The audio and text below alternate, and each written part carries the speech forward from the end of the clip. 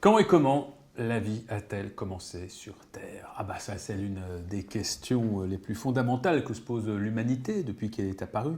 D'ailleurs, quand est apparue l'humanité? Mais ça aussi, c'est l'une des questions que l'humanité se pose sur elle-même. Mais ce n'est pas notre sujet du jour. Je reviens à ma première question. Quand et comment la vie est-elle apparue sur Terre? Ben, la réponse a évolué au fil des siècles, évidemment. Elle s'est affinée grâce à un certain nombre de découvertes. Et on a la chance aujourd'hui d'être avec Abderrazak El Albani. Bonjour. Bonjour. Merci d'être avec nous, professeur de géologie à Poitiers. Oui, à l'Université de Poitiers. Et vous nous apportez des éléments extrêmement importants, extrêmement précis sur la manière dont la vie a pu apparaître sur cette planète, comment ça s'est passé, parce que vous travaillez sur ce sujet depuis de très nombreuses années. Et vous avez sorti, à plusieurs, parce que le sujet est tellement vaste qu'il nécessite quand même d'être porté par un groupe très important de personnes, ce livre très intéressant, Comment tout a commencé sur la Terre. Le récit d'une incroyable découverte, parce qu'il y a une découverte qui motive ce récit ici. Donc, il y a vous, Abderrazak, il y a aussi Roberto Macchiarelli, Alain Meunier. Alors, Roberto Macchiarelli, il est professeur de paléoanthropologie et de paléobiologie, là aussi à Poitiers. Et Alain Meunier, c'est un de vos collègues spécialisé en géologie, toujours à Poitiers. Et puis des dessins. Voilà. Comme d'habitude, évidemment, je lui rends hommage très tôt dans cette interview. C'est Carlo, Carlo, notre réalisateur. Salut Carlo. Il est en antenne, mais il nous écoute à la question. Carlo qui, au moment où je parle, vous montre à l'image des dessins tirés de ce livre. Dessins signés Adelina. Attendez, ça c'est vraiment pas sympa d'avoir un nom comme ça. Ah oui, non, je suis bigleux. Alors donc, Adelina Kulmakanova. Mais vous la connaissez si vous lisez Le Canard parce qu'elle y publie des dessins régulièrement. Alors, je tiens d'emblée. Oui, mes introductions sont très longues. Ah bon, moi ça me va très bien. Non, mais c'est à un moment vous allez parler. Mais le principe des interviews, c'est 10 minutes d'intro et 2 minutes de questions. Et donc. Ça me va très bien, moi. L'une des particularités de ce livre, c'est, vous voyez, on a l'impression que vraiment le texte est manuscrit. C'est dingue comme on croirait que c'est manuscrit. Eh bien, c'est vraiment manuscrit. Je pensais que c'était une typo particulière, et non. C'est justement Adelina, la dessinatrice, qui a tout écrit de sa petite main. Abderrazak, vous ne lui avez pas fait un cadeau en exigeant ça d'elle? Oh, c'est, j'allais dire la pauvre, parce qu'au départ, comme elle dit, c'est un challenge pour elle. Donc, quand on lui a demandé, par moi, à la maison d'édition Humaine Science, d'adhérer à ce projet, elle est venue nous visiter à Poitiers. Et puis, quand elle a vu la collection de fossiles que nous avons, qui est une collection unique au monde, eh ben, elle a adhéré au projet, mais tout en sachant qu'elle avait pas loin des 200 pages à écrire à la main, plus les dessins. Alors, ce n'est pas une bande dessinée à proprement parler, c'est un album illustré, mais c'est vrai que la bande dessinée, le dessin, sert de plus en plus de support pour des livres passionnants, que ce soit des livres d'histoire, des livres d'actualité ou des livres de science. C'est vrai que ça nous permet une entrée plus facile, plus aisée dans des sujets qui peuvent être un peu ardus. Allez, je vais être franc, là quand même, il faut un peu s'accrocher de temps en temps aussi. De temps en temps, il en faut, il y a une limite. Et pourtant, on a fait énormément d'efforts. Bon, on va essayer d'être très compréhensible pendant ces minutes qu'on va passer ensemble. Le sujet, je le disais en tout cas, il est absolument passionnant. Et l'angle qui est le vôtre, bien évidemment, par votre profil, votre formation, c'est la géologie. Il s'est passé quelque chose, on va peut-être revenir au début. La Terre. Bon, la Terre, 4,5 milliards d'années, on est d'accord. L'apparition de la vie sur Terre, ce sont les premières bactéries, on est il y a à peu près 3,7 milliards d'années. 3,7, 3,8, on va dépendre des estimations. 3,7, 3,8. Mais vous, il y a une date qui vous paraît plus importante que toutes les autres. C'est 2,1 milliards d'années. Expliquez-nous. Alors, 2,1 milliards d'années est une date qui est hyper importante dans le sens où c'est une période où la Terre va subir un chamboulement capital. Parce qu'elle va voir arriver un élément nouveau qui s'appelle l'oxygène, tout simplement. Cet élément, il va arriver suite à un énorme événement qui va se produire à 2,5 milliards, qui est une grosse glaciation Terre-boule de neige. C'est-à-dire que la Terre va être assez occupée par de la glace. Et pendant cette période-là, elle était un tout petit peu inerte, donc il n'y avait pas beaucoup d'activité biologique.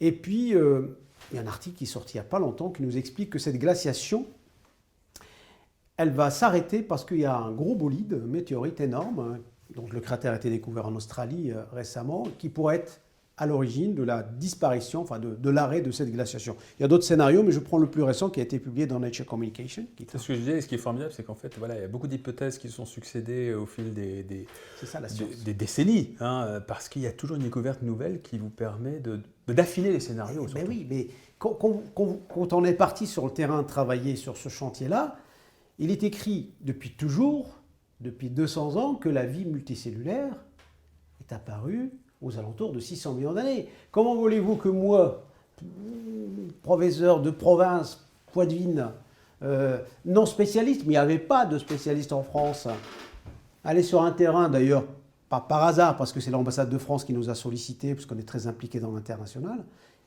et on arrive là-bas, et voilà, on arrive devant des roches, on sait que c'est de 2 milliards 100 millions d'années, ça n'y a aucun doute là-dessus.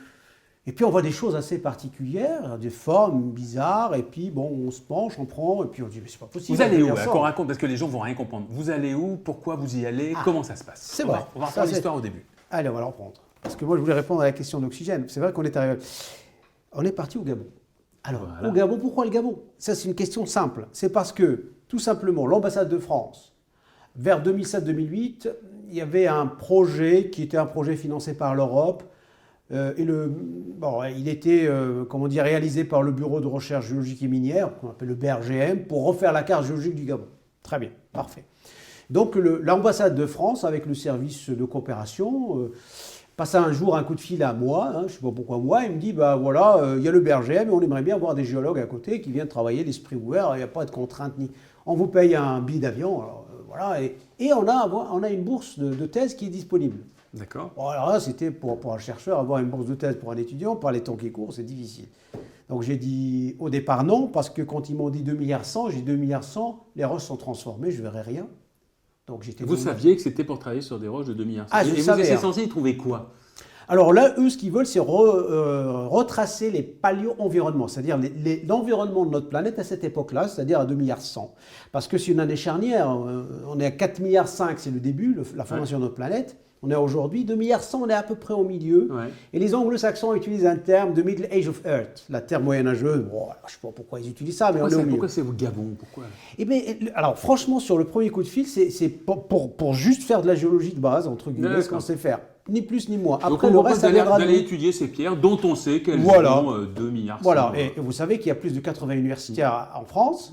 Donc, ils contactent Poitiers parce qu'on a une politique d'ouverture sur l'international et en particulier sur le Gabon qui est extraordinaire. On a un accueil des étudiants étrangers qui est très sympa et voilà, l'université de Poitiers est toujours classée première parmi les universités les plus accueillantes. Et donc, vous voyez, ça sert de s'ouvrir à l'international. Donc, ils me contactent. Excellente réponse, en effet, dans tous les débats actuels sur l'immigration notamment, et sur qui on accueille et pourquoi on ouvre nos frontières. Ben voilà, ça sert à ça. Ça sert à créer des échanges qui sont mutuellement profitables à tout le monde. Voilà. Et juste pour aller plus loin, au-delà d'autres considérations. Mais on peut pas faire de la science. Je ne veux pas divaguer par rapport au sujet, mais la science aujourd'hui, on ne peut pas la faire. Il n'y a pas de science franco-française, ça n'existe pas. Il faut qu'on s'ouvre. Et si on n'avait pas cette ouverture sur le Gabon, on parlera d'autres pays, parce qu'on est parti un peu sur la Mauritanie, sur l'Inde, sur l'Ukraine. Je suis rentré samedi soir de l'Ukraine. La nuit des idées, l'ambassade de France m'a invité pour parler de l'émergence de la vie multicellulaire. On a fait un film documentaire pour France 5, etc. On a fait tout ça. Et c'est parce que cette ouverture à l'international nous a permis de débarquer, entre guillemets, dans ce pays pour faire un travail de recherche simple, mais à aucun cas chercher des formes de vie complexes. Ce n'était pas du tout le but. Et c'est qu'au moment où... Alors, je vais poser une question de béotien, tiens. Ouais. En tant que géologue, vous partez... à ce moment-là, vous êtes encore dans l'idée que la vie multicellulaire, parce que c'est bien ça dont on parle, parce que la vie est déjà apparue sur Terre à ce moment-là, en tout cas, au moment où les pierres que vous allez étudier apparaissent. Mais vous allez y chercher quoi, vous, dans ces pierres? Vous dites quoi? Parce que vous m'avez dit tout à l'heure, l'environnement, mais on cherche quoi? Je vais vous dire, c'est une roche sédimentaire a la capacité de jouer le rôle d'une boîte noire. C'est ça. Voilà. Un avion, malheureusement, qui crache, il reste quoi? Les boîtes noires qui ne sont pas noires d'ailleurs, qui sont oranges. Ouais. On va les sortir pour les analyser, pour savoir qu'est-ce qui s'est passé. Personne n'est là pour en témoigner. La roche, c'est ça. La roche, elle va enregistrer le paléoclimat, Elle va enregistrer tout ce qui s'est passé en termes de déstabilisation du système, le stress chimique qui peut être fatal pour les vivants. Tout ça est enregistré dans une roche sédimentaire. Il serait d'autant mieux enregistré si la roche est bien conservée. Il se trouve qu'au Gabon, on a les roches les mieux conservées au monde de cet âge-là. Comme j'ai toujours dit, le mérite ne revient pas aux chercheurs, mais ça revient plutôt à la bonne conservation de... Donc on a une ouverture, une fenêtre sur l'histoire de la vie et l'histoire de la Terre exceptionnelle au Gabon à 2,1 milliards d'années, tout simplement. Alors vous partez au Gabon, vous lancez dans l'étude de ces roches sédimentaires et vous faites cette découverte, c'est-à-dire de la vie multicellulaire. Vous savez, vous et moi, nous sommes des organismes multicellulaires. En principe. En toute logique. Et car nous ne sommes pas des blobs. Non, on n'est pas des blobs. Et en plus, on a des cellules avec des noyaux. On est des eucaryotes. Exactement. Donc on a un noyau, on a un matériel génétique, etc. Mais avant d'arriver au stade, d'abord, eucaryotes, cellules avec un noyau. Il y a eu des prokaryotes, c'est-à-dire des bactéries. Et bien, il faut qu'il y ait cette transition. À un moment ou à un autre, il faut qu'elle se fasse. Et aujourd'hui, les scientifiques, les biologistes entre autres, qui travaillent sur qu'on appelle l'horloge moléculaire, à quel moment on a le premier ancêtre commun de tous les vivants, à quel moment on va passer de l'uni au pluricellulaire, à quel moment on passe de la bactérie à l'eucaryote. Eh bien, ils ne peuvent pas répondre à la question avec un simple modèle. Ils ont besoin qu'on trouve du concret sur le terrain. Absolument. Voilà.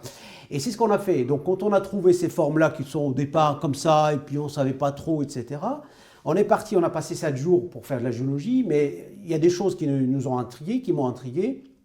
Et j'ai pris la décision à l'époque, en 2008, de repartir sur le terrain entre janvier 2008 et mars 2008, de dire, bon là, il y a un truc qui cloche, il faut que je revienne au Gabon, parce que j'ai vu des choses qui m'intriguent. Entre deux, j'ai envoyé des images à des spécialistes, mais personne ne pourra vous croire. Vous êtes qui? Vous n'êtes pas Harvard, vous n'êtes pas MIT, vous n'êtes pas Stanford, Poitiers, certes une des plus vieilles universités de France, mais quand même, vous voyez ce que je veux dire? Donc les gens, et puis en plus il y a le dogme, c'est écrit qu'il n'y a pas de vie multicellulaire avant de 600 millions d'années, donc c'est fini, etc. Donc je suis reparti sur le terrain, et donc au départ je suis revenu avec mon équipe, seulement on avait 3-4 échantillons et des photos, et je parlais avec un des co-auteurs qui était directeur à l'époque du laboratoire. Je dis, écoute Alain, je vais revenir, je vais repartir au Gabon, parce que ça, j'ai vu ça, etc. Il me dit, bon écoute, tu es libre, hein, tu fais ce que tu veux, pas de problème. Il n'a pas été... Il m'a dit, maintenant, tu as un petit contrat, j'avais un petit contrat avec une entreprise, j'utilisais cet argent pour passer sur le terrain. Aujourd'hui, je ne le ferai pas, ça. Parce que les conditions ont changé. Le travail d'un chercheur dans une université, dans un labo, c'est plus la même chose aujourd'hui. Hein. On passe beaucoup de temps à chercher de l'argent, des projets pour pouvoir partir en mission, faire des analyses, etc., etc. Donc ça prend beaucoup de temps. Et si vous me dites aujourd'hui, repartez au Gabon parce que dans 3 mois, je vais dire non, parce que la mission coûte très cher. Je ne peux pas.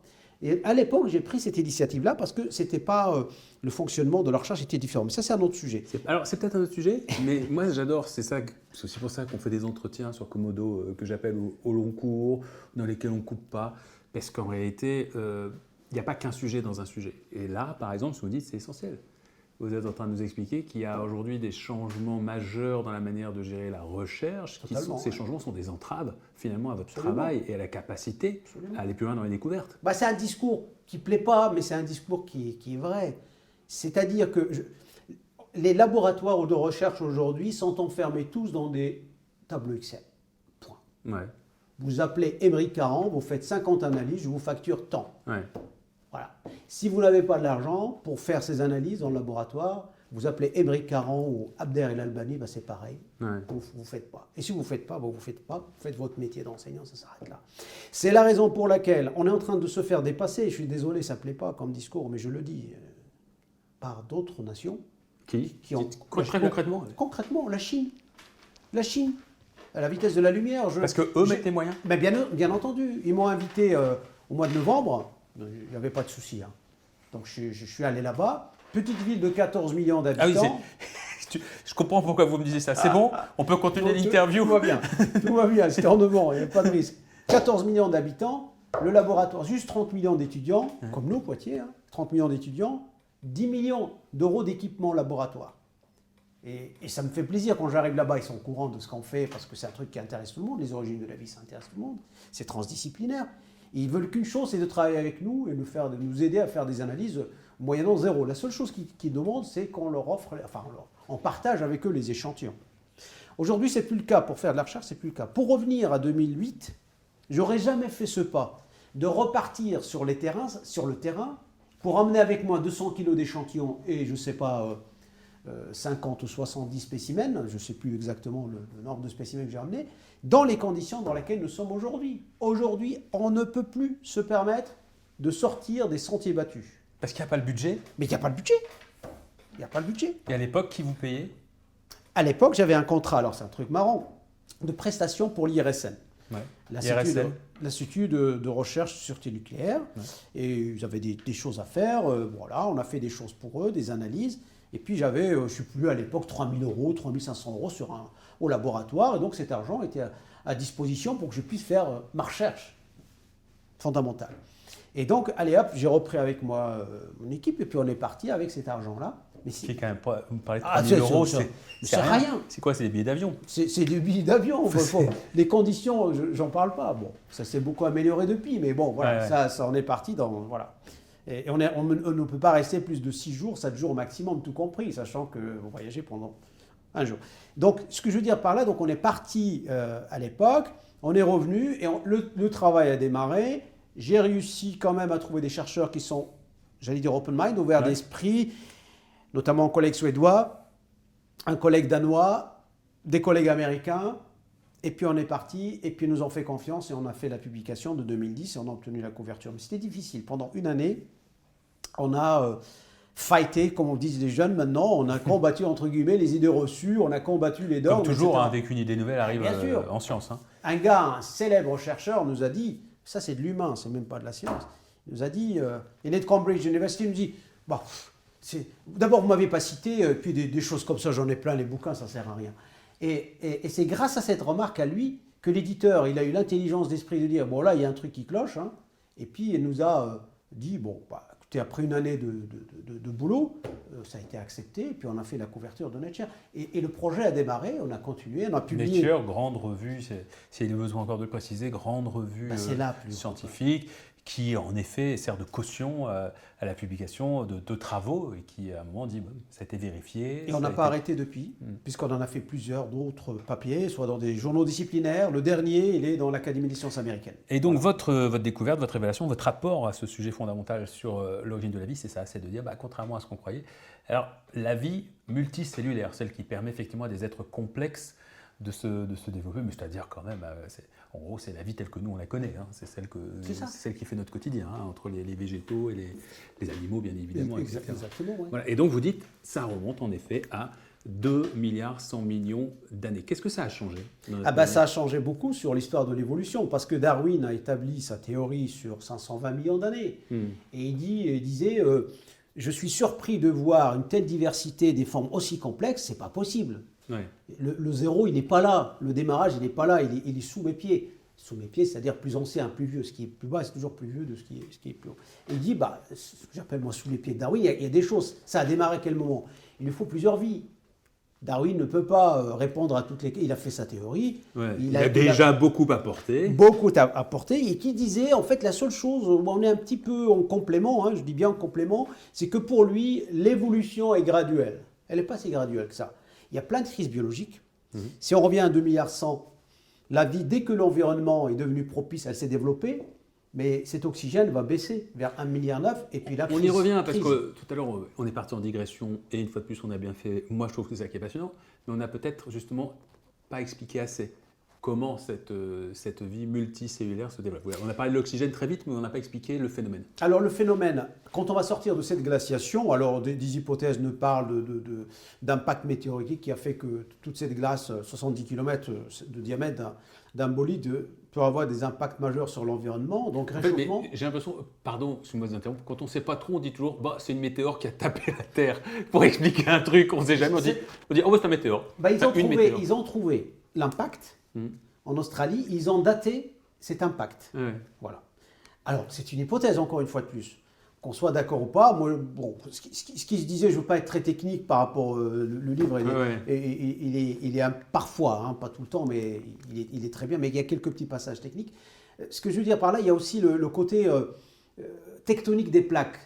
Sûrement, le mouvement des plaques fait qu'à un moment ou à un autre, parce que les continents vont bouger, vont se trouver sur une latitude plus propice ou parce qu'il y a il y a plus de CO2 qui va être produit dans le milieu, donc ça va fondre, comme ce qu'on a connu il y a 20 000 ans, donc ou 10 000 ans, ça va fondre, et quand la glace va fondre, tous les éléments nutritifs qui sont piégés dans la roche vont se trouver dans les océans, et quand il y a à manger, la vie se développe. Pas n'importe quelle vie, des cyanobactéries, des petits micro-organismes invisibles à l'œil nu qui vont faire de la photosynthèse. Et c'est ces micro-organismes qui sont à l'origine de l'oxygène sur Terre. Parce qu'il n'y avait pas de végétaux supérieurs. Les végétaux supérieurs n'apparaissent qu'autour de 350 millions d'années. Voilà, c'est beaucoup, beaucoup plus tard. Donc c'est ces petits micro-organismes qui ont fait de la photosynthèse, produire de l'oxygène. Et quand cet oxygène-là va arriver, au départ, il va être toxique, parce que la vie qui existe depuis 3 milliards de ans, elle n'a pas l'habitude, c'est des bactéries, ils n'ont pas l'habitude. Ça va être toxique. Mais la vie s'adapte. Donc il a 200 millions d'années, 300 millions d'années d'oxygène dans le milieu, c'est un carburant pour les cellules, et à un moment ou à un autre, la cellule va dire, maintenant j'ai suffisamment d'énergie, je peux coopérer avec ma voisine. Et donc on part c'est ça que les biologistes et les gens qui travaillent sur l'horloge moléculaire cherchent, à partir de quel moment on passe du stade prokaryote, bactérie, eucaryote, et à partir de quel moment on passe de l'uni au pluri. Le pluri doit à un moment ou à un autre se mettre en place pour arriver à des êtres complexes. Voilà. Et donc, vous parlez, alors c'est drôle parce que, évidemment, on est sur des temporalités qui sont extrêmement difficiles à concevoir. On parle de centaines de millions d'années, de milliards d'années. Vous parlez même à un moment d'un milliard d'années jugé ennuyeux. Ennuyeux, boring billion, comme disent les anglo-saxons. Alors, le milliard d'années ennuyeux, alors pourquoi ennuyeux? La question reste ouverte. Mais en fait, les chercheurs, quand ils ont utilisé ces termes-là, c'est qu'ils estiment, et c'est avéré, que l'oxygène a baissé vers 1,9 milliard, 2 milliards, il va rester assez bas dans l'atmosphère terrestre pendant 1 milliard d'années jusqu'à la deuxième glaciation, parce qu'il va y avoir une grosse glaciation vers 800-900 millions d'années. On sort de cette glaciation, pareil que vers 2 milliards, montée d'oxygène, et on voit arriver la vue multicellulaire telle que Darwin ne l'a pas vue. Ça, c'est la faune qu'on appelle la faune des Diacara, parce que ça a été découvert en Australie, ce sont des chaînes de montagnes qui s'appellent les Diacara. Et c'est ça qui était considéré comme le démarrage de la vue multicellulaire, c'est-à-dire 600 millions d'années. Et quand nous, on avait apporté l'évidence, entre guillemets, enfin en tout cas, tout ce qu'on a trouvé au Gabon à 2,1 milliards, donc le curseur a reculé de 1,5 milliard. Alors nous, on veut s'intéresser à ce qui s'est passé entre les deux. Oui. C'est pour ça que j'ai des étudiants de Mauritanie, j'ai un étudiant de Mauritanie sur des formations d'1,1 milliard, et j'ai une étudiante postdoc, un chercheur, qui travaille sur des formations d'1,6 milliard d'années. Et puis j'ai des étudiants en Ukraine qui travaillent sur des formations de 560 millions d'années. Donc on regarde la première émergence, la dernière émergence, et entre les deux on voit le fameux boring. C'est pour ça qu'on a le Gabon, l'Inde, la Mauritanie et l'Ukraine. On est vraiment dans l'international. Et comment travaillent ces gens? C'est quoi leur modèle? Ces gens, ils ont leur mode de fonctionnement à eux, et quand ils viennent chez nous, en tant qu'étudiants doctorants, il faut qu'ils s'adaptent. Mais c'est sur des roches, c'est sur des roches toujours. Donc on va sur le terrain, toujours, tous les ans, on fait des missions, et c'est toujours des roches dans lesquelles il y a des fossiles. Dans ce livre, vous nous parlez de réacteurs nucléaires naturels. Ah, ça c'est quelque chose d'exceptionnel. Expliquez-nous. Alors les réacteurs nucléaires naturels, tels que leur nom l'indique, c'est des... Vous savez, dans les centrales nucléaires que nous avons aujourd'hui en France, il y a quoi? Il y a le cœur du réacteur, c'est de l'uranium. Cet uranium-là, il y a des ingénieurs derrière qui tournent des boutons pour qu'il puisse se désintégrer, on appelle ça des traces de fission, et quand il se désintègre, en tournant des boutons, il dégage de la chaleur. Et c'est cette chaleur-là qui va produire de l'électricité. Sauf qu'il y a 2 milliards d'années, il n'y avait pas d'ingénieurs encore, on n'a pas encore formé, on n'a pas encore de centrale nucléaire, mais c'était la nature de ce bassin-là, dans la région de Franceville, qui apportait les éléments liés à, je ne suis pas un spécialiste, mais les collègues de Strasbourg ont beaucoup travaillé là-dessus. Alors, ils nous parlent des circulations d'eau autour du réacteur, on nous parle de la matière organique qui a créé un environnement favorable à ces réactions de fission, mais ce qu'on garde à l'esprit, c'est que c'est le seul endroit au monde où on a de l'uranium appauvri, parce que l'uranium enrichi du départ, il a fonctionné comme une pile. Et donc, il a cramé toute la roche autour de lui, parce qu'il a fonctionné. Il a fait ça en 1,9 milliard d'années. Pour aujourd'hui, c'est fini. Mais ça reste toujours radioactif. Mais faible, ce n'est pas la radioactivité qu'on connaît dans dans une roche uranifère qu'on trouve au Canada aujourd'hui. Voilà. Évidemment. Voilà. Cette approche qui est la vôtre, une approche géologique de la vie sur Terre, qu'est-ce qu'elle nous raconte aujourd'hui de la vie telle que nous la connaissons et telle qu'elle va évoluer avec toutes les incertitudes dans les siècles, les millénaires et les millions d'années à venir? Pour moi, la première leçon, c'est que d'abord, nous, les humains, on est moins que rien. Déjà, à l'échelle on parlait de milliards depuis tout à l'heure, on est vraiment pas grand-chose. On a parlé de glaciation, on a parlé de montée d'oxygène dans l'atmosphère, donc on a parlé de changements paléo-environnementaux, et ces changements ont toujours existé depuis la formation de notre planète, et vont continuer. Et la Terre a pu réguler des augmentations de température, des changements liés à l'effet de serre, etc., mais d'une manière tout à fait naturelle. En ce qui concerne le vivant... Vous n'êtes pas en train de remettre en cause, je ne l'imagine pas une seconde, mais le réchauffement climatique actuel, parce que l'origine anthropique du réchauffement climatique. C'est parce que je n'ai pas fini ma phrase. Non, pas du tout. Ce que je suis en train de dire, le pire, entre guillemets, reste à venir. Ce que je suis en train de dire par là, c'est que ces changements de température, ces périodes glaciaires, interglaciaires, froides, tempérées, etc., se faisaient naturellement sur des fréquences qui sont connues 20 000 ans, 100 000 ans, 40 000 ans, bref.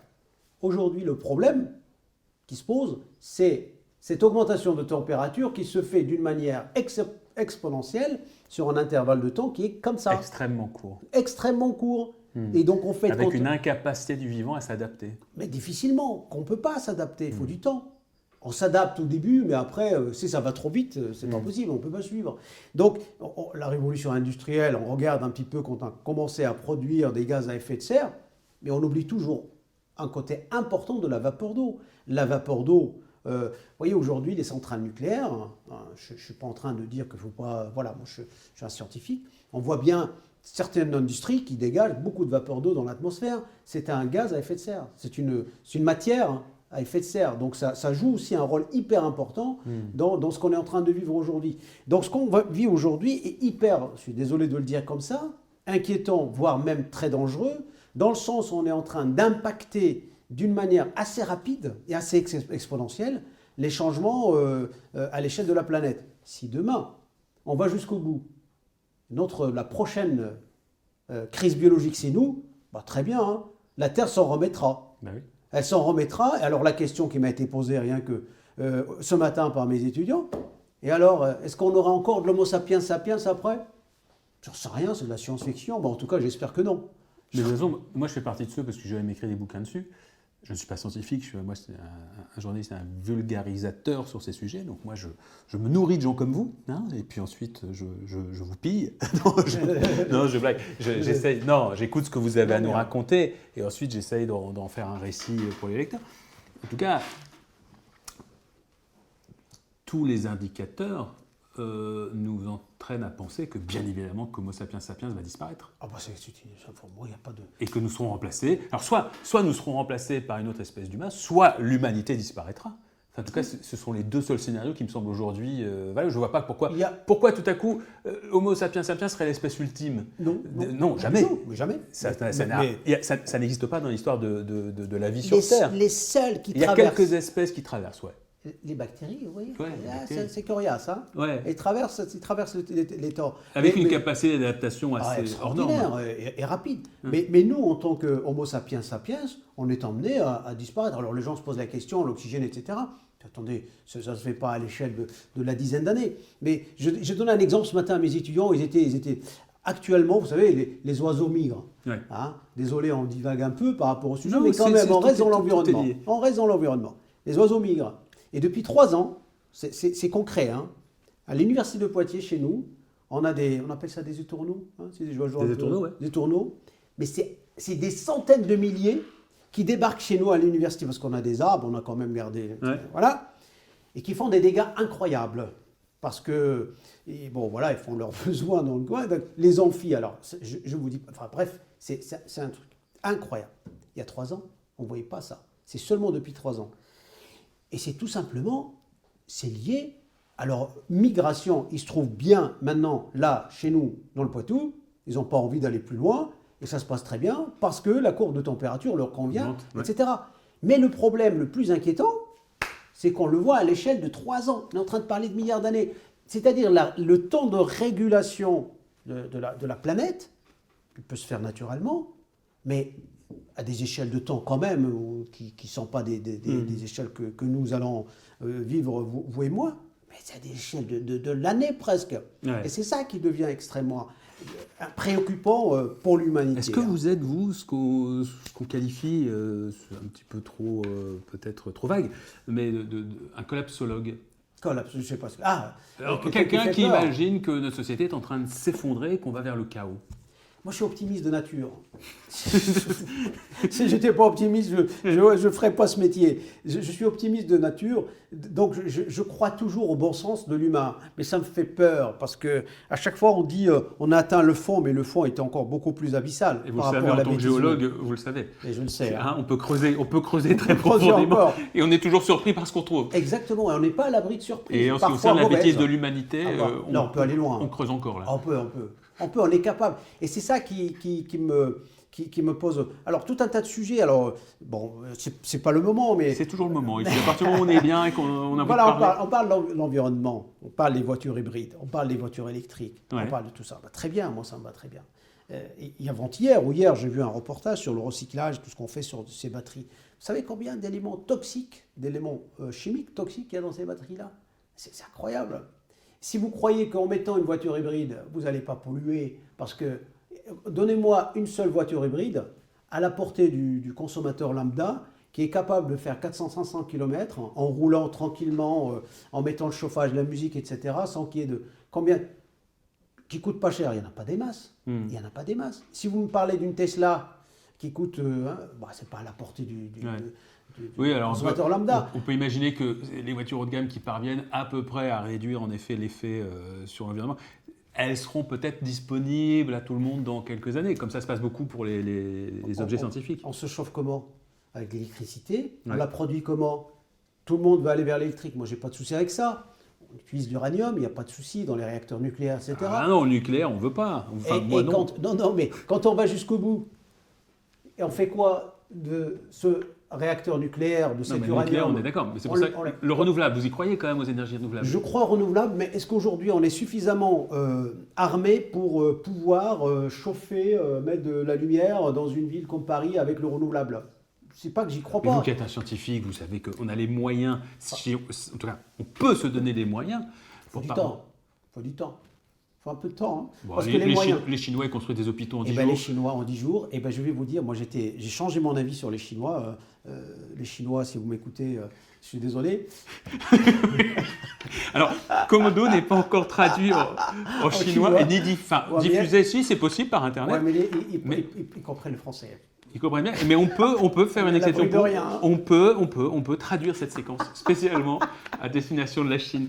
Donc, alors... Ce que je veux dire par là, c'est qu'ils ont beaucoup de vélos électriques, ils ont beaucoup de mobylettes électriques, ils ont beaucoup de voitures électriques. J'étais surpris du respect de leur... Alors, bien sûr, c'est pollué parce qu'il y a l'industrie à côté qui envoie des... Ils partent de loin, il faut dire. Ils partent de loin, mais ils sont en train... Ils font un effort. Bien sûr. Ils font un effort. On a toujours cru que les Chinois, oui, l'industrie, si on veut, mais je vous assure, au quotidien, les mecs, ils sont respectueux. Ils ont un machin de vélo, là. On prend le vélo, ils payent, je ne sais plus, $1, tout là. Ils respectent. Gros avantage, en effet, du peuple chinois, compte tenu du régime, c'est qu'il y a une habitude à respecter la règle. Donc, s'il y a une impulsion politique forte, le peuple va suivre. Ah bah oui, il y a des caméras partout. Non, mais il y a quelque chose de l'obéissance. Alors, je ne suis pas en train de prôner l'obéissance aveugle du peuple à un gouvernement, c'est pas tout ce que je dis, mais je dis simplement que la Chine se prête sans doute, en effet, à pouvoir à grande échelle mettre en place des solutions ambitieuses. À partir du moment où le gouvernement dit c'est vraiment ça qu'il faut faire. Ah bah c'est ça, et d'ailleurs on revient aux moyens, par exemple les laboratoires, ils ont les moyens pour travailler sur la pollution environnementale. Et moi, j'ai visité 10-12 millions d'euros d'équipement. Et il n'y a pas de limite, ils ne sont pas enfermés dans le tableau Excel, on leur dit, fais tant d'analyses, tu payes tant, machin. Non. On leur dit, à partir du moment où il y a une vision de ce que vous voulez faire, et si la problématique est liée, par exemple, à contrôler la pollution, parce qu'il y a plein d'éléments chimiques, il y a plein de mercure qui part dans l'océan, ça pollue tout un tas de trucs, notamment les poissons, le thon premier, etc. Mais on leur dit, voilà, on vous met les moyens. Travailler, et voilà. Nous, on veut juste des résultats et des publications de haut niveau. Et je trouve ça très bien. Abderrazak Albani, en tout cas, merci d'être venu voir avant donc d'émigrer en Chine, hein, puisqu'on a bien compris que c'est là que vous allez continuer votre carrière et finir votre vie pour pouvoir travailler. Non, mais merci beaucoup d'être venu nous voir pour nous parler de ce livre, Comment tout a commencé sur la Terre, chez nos amis de Humaine Science, qui est une très très bonne maison d'édition récente, mais qui publie de nombreux ouvrages passionnants. Puis je suis heureux que notre discussion en plus nous ait amené à sortir un petit peu comme ça du sentier tout tracé, mais c'est ça qui est passionnant dans ces sujets-là en réalité, hein, c'est que contrairement à ce que beaucoup de commentateurs des questions environnementales veulent laisser penser, ces sujets-là sont fondamentaux, le sujet du vivant, de la vie, de l'apparition, de ces phénomènes, etc. Et en fait nous amènent à réfléchir fondamentalement à qui nous sommes et à où on va. Je vous invite à lire la page 140 où Jean-Baptiste Lamarck, 1820, il a dit des choses, c'est des choses qu'on se dit tous les jours, c'est vraiment extraordinaire. Alors, c'était fini, mais comme on fait ce qu'on veut, page 140. Je ne dis pas que je vais tout lire parce qu'il y a une page quand même, mais Carlo, tu pourras, si tu veux, chanter pendant que je parle. Et puis, pour la suite, vous irez vous procurer ce très beau livre, Comment tout a commencé sur la Terre. L'homme, par son égoïsme trop peu clairvoyant pour ses propres intérêts, par son penchant à jouir de tout ce qui est à sa disposition, en un mot par son insouciance pour l'avenir et pour ses semblables, semble travailler à l'anéantissement de ses moyens de conservation et à la destruction même de sa propre espèce. Lamarck, il y a combien de temps on a dit 18 ans. Voilà, il y a 2 siècles. Hein. En détruisant partout les grands végétaux qui protégeaient le sol, pour des objets qui satisfont son avidité du moment, il amène rapidement à la stérilité ce sol qu'il habite, donne lieu au tarissement des sources, en écarte les animaux qui y trouvaient leur subsistance, et fait que de grandes parties du globe, autrefois très fertiles et très peuplées à tous égards, sont maintenant nues, stériles, inhabitables et désertes, négligeant toujours les conseils de l'expérience, pour s'abandonner à ses passions.